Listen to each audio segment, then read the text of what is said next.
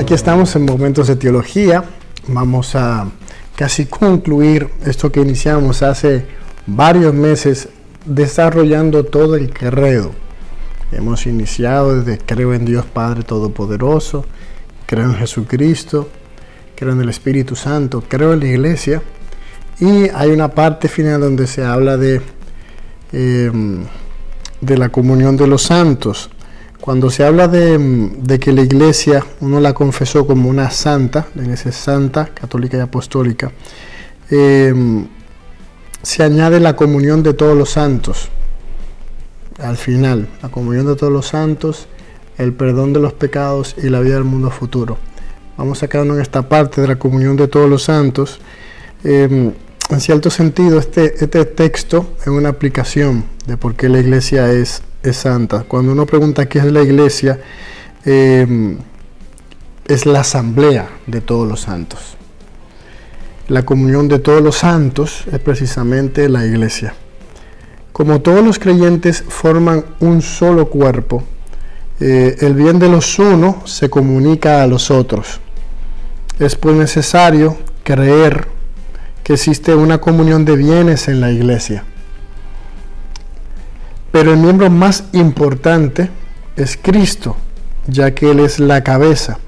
Así, el bien de Cristo es comunicado a todos los miembros, y esta comunicación se hace por los sacramentos de la Iglesia. Ustedes saben que los sacramentos son como esa llave de la gracia de Cristo que se abre en cada sacramento según su particularidad. Y como la Iglesia está gobernada por un solo Espíritu Santo, todos los bienes que ella ha recibido forman necesariamente un fondo común. La expresión de comunión de los santos tiene pues dos significados: la comunión en las cosas santas y la comunión de las personas santas. La comunión en las cosas santas y la comunión de las personas santas. Lo que es santo para los que son santos, lo que se proclama por el celebrante en las mayorías de las liturgias orientales en el momento de la elevación de los santos dones antes de la distribución de la comunión, los fieles se alimentan con el cuerpo y la sangre de Cristo para crecer en la comunión con el Espíritu Santo y comunicarla al mundo. La comunidad primitiva de Jerusalén, como vemos en los Hechos de los Apóstoles, ellos acudían asiduamente a las enseñanzas de los apóstoles, a la comunión, a la fracción del pan y a las oraciones. La comunión en la fe de los fieles es la fe de la Iglesia, recibida de los apóstoles, tesoro de la vida que enriquece cuando se comparte. La comunión de los sacramentos, el fruto de todos los sacramentos, pertenece a todos, porque los sacramentos y sobre todo el bautismo, que es como la puerta de todos, por la que los hombres entran a la Iglesia, son otros vínculos sagrados que nos unen y nos ligan más estrechamente a Cristo. Los padres indican en el símbolo que se debe entenderse que la comunión de los santos es la comunión de los sacramentos. El nombre de comunión puede aplicarse a todos los sacramentos, puesto que todos ellos nos unen a Dios. Pero este nombre es más propio de la Eucaristía que de cualquier otro, porque ella es la que lleva la comunión a su culminación. También tenemos una comunión en los carismas. En la comunión de la Iglesia, el Espíritu Santo reparte gracias especiales entre los fieles para la edificación de la Iglesia, pues bien a cada cual se le otorga la manifestación del Espíritu para provecho común. Por eso los carismas son para servir a los demás y pueden ser transmitidos a los otros. Por eso, por imposición de mano, muchas veces personas reciben el carisma de orar en lengua, el carisma de profecía, el carisma de palabra de conocimiento, porque es un carisma para ejercerlo y como estamos todos conectados gracias a el bautismo, pues podemos transmitirnos unos a otros estos carismas. Lo otro también era que lo tenían todo en común. Todo lo que posee el verdadero cristiano debe considerarse como un bien común con los demás y debe estar dispuesto y ser diligente para socorrer al necesitado y la miseria del prójimo. El cristiano es un administrador de los bienes del Señor. La comunión en la caridad. En la comunión de los santos ninguno de nosotros vive para sí mismo, como tampoco muere para sí. Si sufre un miembro, todos los demás sufren con él. Si un miembro es honrado, todos los demás toman parte de su gozo. Ahora bien, vosotros sois cuerpo de Cristo y sus miembros cada uno por su parte. La caridad no busca su interés. El menor de nuestros actos hechos con caridad repercute en beneficio de todos. En esta solidaridad entre todos los hombres, vivos o muertos, que se funda en la comunión de los santos, todo pecado daña esta comunión. La comunión en la iglesia también se da en el cielo y la tierra. O sea, acuérdense que la iglesia, estamos la iglesia militante, la iglesia purgante y la iglesia del cielo, la iglesia celestial. La militante somos los que estamos acá, la purgante son los que están en el purgatorio y la triunfante, la que está en el cielo, son los que ya están salvos con Cristo allá, que ya han arrebatado el cielo. Es la iglesia triunfante.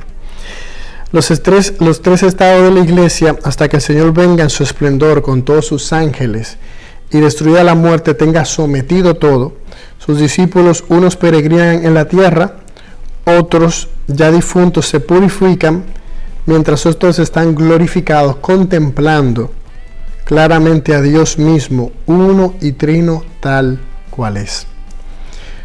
Todos, sin embargo, aunque en grado y modos diversos, participamos en el mismo amor a Dios y al prójimo, y cantamos el mismo himno de alabanza a nuestro Dios. En efecto, todos los que son de Cristo, que tienen su espíritu, forman una misma iglesia y están unidos entre sí en Él. La unión de los miembros de la iglesia peregrina con los hermanos que durmieron en la paz de Cristo de ninguna manera se interrumpe. Más aún, según la constante fe de la iglesia, se refuerza con la comunicación de los bienes espirituales. La intercesión de los santos, por el hecho de que los del cielo están más íntimamente unidos a Cristo, consolidan más firmemente a toda la iglesia en la santidad. No dejan de interceder por nosotros ante el Padre. Presentan ante el único mediador entre Dios y los hombres, Cristo Jesús, los méritos que adquirieron en la tierra. Su solicitud fraterna ayuda pues mucho a nuestra debilidad. Como decía Santo Domingo moribundo a sus frailes: no lloréis, os seré más útil después de mi muerte y os ayudaré más eficazmente que durante mi vida. Pasaré mi cielo haciendo el bien sobre la tierra. Eso decía Santa Teresita del Niño Jesús. Por tanto, la comunión con todos los santos, no veneramos el recuerdo de los del cielo tan solo como modelos nuestros, sino sobre todo para que la unión de toda la iglesia en el espíritu se vea forzada por la práctica del amor fraterno. En efecto, así como la unión entre los cristianos todavía en camino nos lleva más cerca de Cristo, así la comunión con los santos nos une a Cristo, del que emana como fuente y cabeza toda gracia y la vida del pueblo de Dios. Nosotros adoramos a Cristo porque es Hijo de Dios. En cuanto a los mártires, los amamos como discípulos e imitadores del Señor, y es justo, a causa de su devoción incomparable hacia su Rey y Maestro, que podamos nosotros también ser sus compañeros y sus condiscípulos. La comunión con los discípulos, la iglesia peregrina perfectamente consciente de esta comunión de todo el cuerpo místico de Jesucristo, desde los primeros tiempos del cristianismo honró la gran piedad del recuerdo de los difuntos y también ofreció sufragios por ellos, pues es una idea santa y piadosa orar por los difuntos para que se vean libres de sus pecados. Nuestra oración por ellos no solamente es para ayudarle, sino también para hacer eficaz su intercesión en nuestro favor. Y eso es porque somos la única familia de Dios, todos los hijos de Dios y miembros de una única familia en Cristo. Al unirnos en el amor mutuo y en la misma alabanza a la Santísima Trinidad, estamos respondiendo a la íntima vocación de la iglesia. Por tanto, es lo que nos une como iglesia y por eso pedimos a los santos, por eso pedimos su intercesión, porque estamos unidos espiritualmente a ellos y su intercesión es más cercana a Dios porque están en la gloria, viéndole a Dios tal cual es, y su intercesión es más eficaz. Por eso que también podemos pedirle y ellos también pueden atender a nuestras oraciones por la comunión espiritual que hay entre ellos. Por eso también nuestros sufragios, la ayuda que nosotros podemos dar a esos que están en el fuego del purgatorio para acelerar su proceso por la comunión también que tenemos como iglesia.